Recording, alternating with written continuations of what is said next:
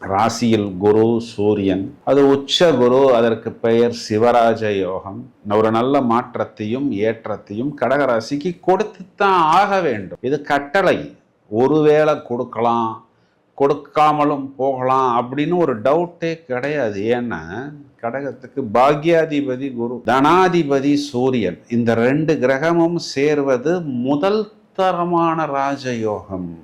இது ரெண்டுமே ஒளி கிரகம். அப்போ அந்த ஒளிங்கிறது ஒரு நல்ல தேஜஸாக, பொருளாதார முன்னேற்றம். ஏன்னா வெற்றி ஸ்தானாதிபதி தனஸ்தானத்தில் ஆட்சி. அதுல பணம் நல்லா வருதே அப்படின்னு சொல்லி தேவையில்லாத செலவுகளை எல்லாம் செய்யாமல் குறிப்பா தேவையான விஷயத்தை மட்டும்தான் செய்வார்கள். ஏன்னா அங்க கேது இருக்கிறார். அவர் ஒரு கத்திரிக்கோள் போட்டு நல்ல விஷயங்கள், ஆக்கப்பூர்வமான விஷயங்களுக்கு மட்டும் உங்களை செலவு செய்ய தூண்டுவார். நம்மை தவறான பாதைக்கு அழைத்து செல்வதற்குன்னு ஒருத்தர் அப்படியே பலன்னு வருவாரு. மின்னல் வேகத்துல அவர் செயல்படுவாரு. ஆனா அவர் பார்க்கறதுக்கு தான் பலன்னு இருப்பாரு. பழைய நொந்து வெந்து நூடுல்ஸ் ஆனவர் மேக்கப் போன கெட்டப்ல தான் வருவார். இதனை மட்டும் கொஞ்சம் கவனமாக பார்த்து கொள்ளுங்கள். அப்படியே உத்து நோக்கி பார்த்தீங்கன்னா அந்த விஷயத்தை நீங்கள் கண்டுபிடித்து விடலாம். உங்களுடைய புத்திஸ்தானத்துக்கு குருவின் பார்வை இருப்பதனால் கண்டிப்பாக நீங்கள் ஏமாற மாட்டீர்கள். இருந்தாலும் உங்களுடைய கம்ஃபர்ட்டுக்காகவும் உங்களோட லக்ஸரிக்காகவும் ஷார்ட்கட்டில் பயணிக்காமல் இருப்பது புத்திசாலித்தனம்.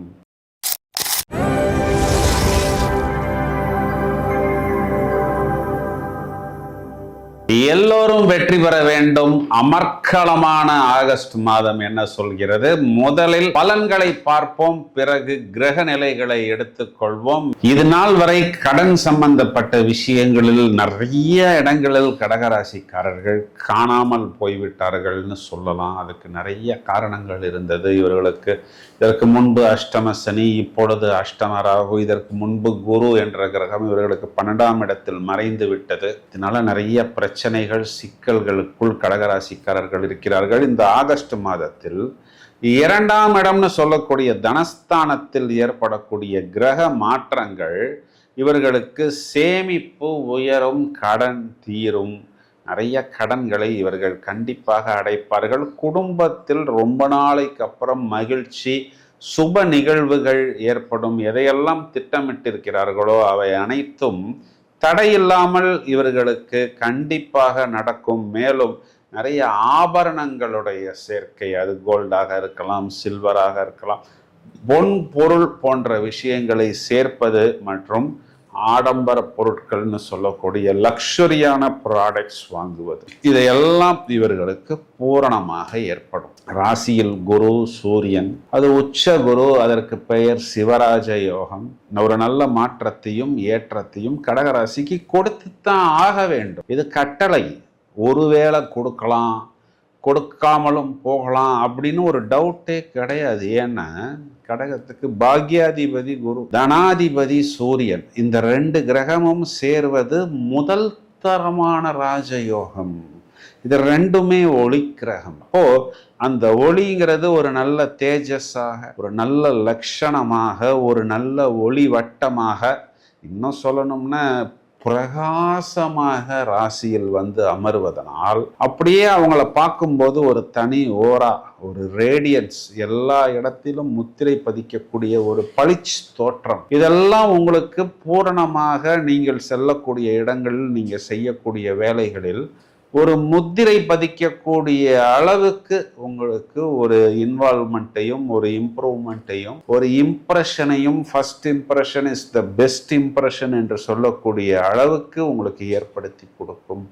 நிறைய வாடிக்கையாளர்களும் வாய்ப்புகளும் தொழிலில் இம்ப்ரூவ்மெண்ட்டும் டெவலப்மெண்ட்டும் உங்களை நோக்கி வரும். 2ஆம் இடம் தனஸ்தானாதிபதி தனஸ்தானத்தில் ஆட்சி. ராசியில் முதல்ல புத்திகாரகன் புதன். பிரமாதமான புத்திசாலித்தனத்தை வெளிப்படுத்துவார்கள், புத்தி கூர்மையை வெளிப்படுத்துவார்கள்.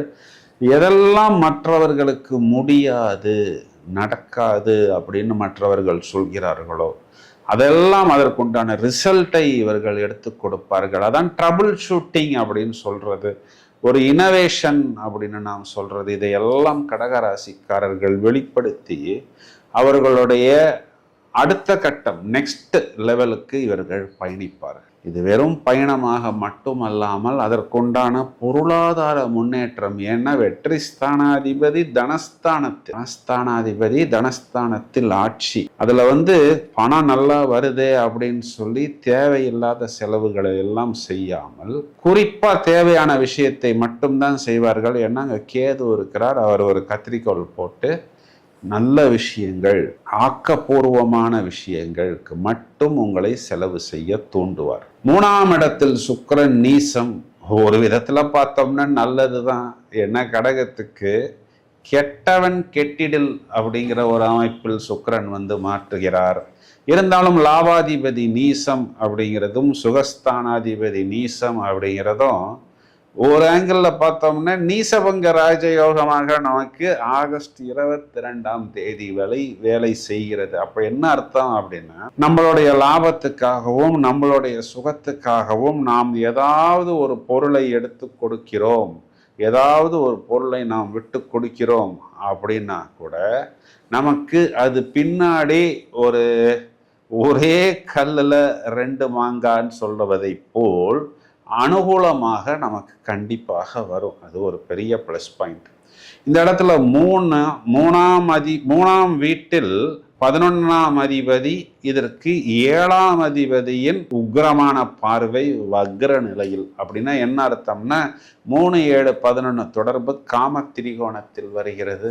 அப்போ தவறுகள் செய்வதற்கு காதல் காமமா இருக்கலாம், உல்லாசம் லக்ஸுரியா இருக்கலாம், இல்லைன்னா ஒரு ஷார்ட்கட்ல ஒரு உயர்நிலை, ஒரு கம்ஃபர்ட்டு, ஏதோ ஒரு பொருளை இன்வெஸ்ட் பண்ணி அதில் 10 மடங்கு லாபம் பெறுகிறேன், அதில் 20 மடங்கு ஜாக்பாட் அடிக்கும், இப்படிங்கிற மாதிரி நம்மை தவறான பாதைக்கு அழைத்து செல்வதற்குன்னு ஒருத்தர் அப்படியே பலன்னு வருவாரு. மின்னல் வேகத்துல அவர் செயல்படுவாரு. ஆனா அவர் பார்க்கறதுக்கு தான் பலன்னு இருப்பாரு. பழைய நொந்து வெந்து நூடுல்ஸ் ஆனவர் மேக்கப் போன கெட்டப்ல தான் வருவார். இதனை மட்டும் கொஞ்சம் கவனமாக பார்த்து கொள்ளுங்கள். அப்படியே உத்து நோக்கி பார்த்தீங்கன்னா அந்த விஷயத்தை நீங்கள் கண்டுபிடித்து விடலாம். உங்களுடைய புத்திஸ்தானத்துக்கு குருவின் பார்வை இருப்பதனால் கண்டிப்பாக நீங்கள் ஏமாற மாட்டீர்கள். இருந்தாலும் உங்களுடைய கம்ஃபர்ட்டுக்காகவும் உங்களோட லக்ஸுரிக்காகவும் ஷார்ட்கட்டில் பயணிக்காமல் இருப்பது புத்திசாலித்தனம். இதையும் தவிர கடன் சம்பந்தப்பட்ட விஷயங்கள் தீரும். வாகனங்களில் பயணிக்கும் பொழுது கூடுதல் கவனம் எடுத்துக்கொள்ள வேண்டும். அஷ்டமத்தில் ராகு, இந்த ராகுவுக்கு திரிகோணத்தில் செவ்வாய். குறிப்பாக பாதங்களை பத்திரமாக பார்த்து கொள்ள வேண்டும். ஸ்போர்ட்ஸ் போகிறவங்க, ஜிம்மு போகிறவங்க, வாக்கிங் போகிறவங்க எல்லாம் கொஞ்சம் மிதமான வேகத்தை வெளிப்படுத்த வேண்டும். இதை இன்னும் நோக்கி பார்த்தோம் அப்படின்னா, கடகத்துக்கு 6ஆம் இடம்ங்கிறது தனுர் ராசி மண்டலம். இந்த 6ஆம் இடத்துக்கு செவ்வாயோடைய 7வது பார்வையும் சனியோடைய 10வது பார்வையும் ஒன்றாக விடுகிறது. அப்போ ஏதாவது ஒரு சூழ்நிலைக்கு நாம் கடன் வாங்கணும் அப்படின்னா நிறைய பேர் நமக்கு கடன் கொடுப்பதற்கு தயாராக வருவார்கள். அவசரப்பட்டு கையை நீட்டினோம்னா இந்த ஸ்பீடு வட்டி, மீட்டர் வட்டி போன்ற விஷயங்களில் சிக்கிக்கொள்வோம். அதனால் எங்கும் எதிலும் சிக்காமல் தேவையான நல்ல கடனை அரசாங்கமே நமக்கு ஒரு சொற்பமான வட்டிக்கு கொடுப்பதற்கு தயாராக இருக்கிறது. புத்திசாலித்தனமாக அதனை நீங்கள் உபயோகித்து. கடகராசி சகோதரிகளை எடுத்துக்கிட்டோம்னா, கணவனை குறிகாட்டக்கூடிய சாட்டானை, உங்களுடைய கணவனை தூண்டுவதற்கு வேறு யாரோ ஒருத்தர்கள் துரத்துவார்கள். ஆனால் உங்களுடைய கணவனை குரு பார்க்கிறார். அப்போ இது பணங்காட்டு நரி, இந்த சலசலப்புக்கெல்லாம் அஞ்சாது அப்படிங்கிற அளவுக்கு உங்களுடைய கணவன் ஸ்டெடியாக இருக்கட்டும், நல்லது. இது உங்களுக்கு ஒரு பெரிய பிளஸ் பாயிண்ட் தான். கணவனுக்கு உண்டான காரக கிரகம் செவ்வாய் 12ஆம் இடத்துல இருக்கிறதுனால கணவனுக்கு வெளிநாட்டு தொடர்பு, ஏதாவது சில செலவுகள் செய்தாலும் அதன் மூலம் அனுகூலமான பலன் அப்படிங்கிறது கண்டிப்பாக ஏற்படும். இதெல்லாம் ஒரு விதத்துல பார்த்தோம்னா ஒரு டெவலப்மெண்ட்டுங்கிற ஒரு ஆங்கிள் நாம் இதனை எடுத்துக்கொள்ளலாம். வயதில் மூத்த நபர்கள் சின்ன சின்ன இஎன்டி ப்ராப்ளம் வராத அளவுக்கு தேவையான சின்ன சின்ன இயற்கை வைத்தியங்களை எடுத்துக்கொள்ளலாம். மாணவர்கள் கண்டிப்பாக புத்திகாரகன் புதன் ராசியிலே இருப்பதனால் பிரமாதமான புத்திசாலித்தனத்தை கண்டிப்பாக வெளிப்படுத்துவார்கள். பிறகு புதன் 2ஆம் வீட்டுக்கு வந்தாலும் அவர்கள் தங்களுடைய வித்தையை வெளியே காண்பித்து பலருடைய பாராட்டுக்களை பெறுவார்கள். பரிகாரம்னு எடுத்துக்கிட்டோம்னா, செவ்வாய் வெள்ளி ஞாயிற்றுக்கிழமைகளில் ராகு காலங்களில் துர்கா வழிபாடு கைமேல் பலன் கொடுக்கும். நாம் இவ்வளவு நேரம் பார்த்த இந்த பலன்களுக்கு உண்டான கிரக நிலைகளை எடுத்துக்கொண்டால் ஆகஸ்ட் மாதம் 3ஆம் தேதி செவ்வாய் என்ற கிரகம் மிதுன ராசி மண்டலத்தில் சஞ்சாரம் செய்து அவர் எங்கு உச்சமடைகிறாரோ மகர ராசி மண்டலத்தை விசேஷ பார்வையாக பார்க்க இருக்கிறார். இந்த மாதம் முழுவதுமே சாட்டர்ன் சனீஸ்வர கிரகம் வக்கர நிலையில் உக்கிரமாக சுக்கிரனை பார்த்து கொண்டிருக்கிறார். சுக்கிரன் இந்த மாதம் முழுவதுமே நீசம். மேலும் ஆகஸ்ட் மாதம் 5ஆம் தேதி புதன் என்ற கிரகம் கடகராசி மண்டலத்துக்குள் வந்து பிறகு அவரே ஆகஸ்ட் 22ஆம் தேதி சிம்மத்தில் போய் சூரியனுடன் ஜோடி சேர இருக்கிறார். சூரிய புத ஆதிபத்தியமாக ஆடி மாதம் முடிந்தவுடன் ஆகஸ்ட் 17ஆம் தேதி கடகமனையிலிருந்து சிம்ம ராசிக்குள் சூரியன் நுழைந்து ஆட்சி பலம் பெற இருக்கிறார். இதுல முக்கியமான விஷயம் என்னவென்றால் தனுராசி மண்டலத்துக்கு செவ்வாயின் 7வது பார்வையும் சாட்டர்னின் 10வது பார்வையும் வந்து விழுகிறது.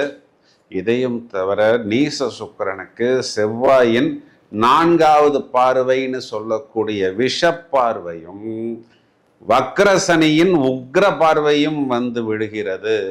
அப்போ சுக்கிரன் குறிகாட்டக்கூடிய காதல், காமம், களத்திரம், உல்லாசம் போன்ற விஷயமெல்லாம் நிறைய பேருக்கு தாறுமாறாக சில ராசிகளுக்கு தாக்குவதாகவும் சில ராசிகளை மேலும் தூக்கி கொடுப்பதுமாக இருக்கிறது.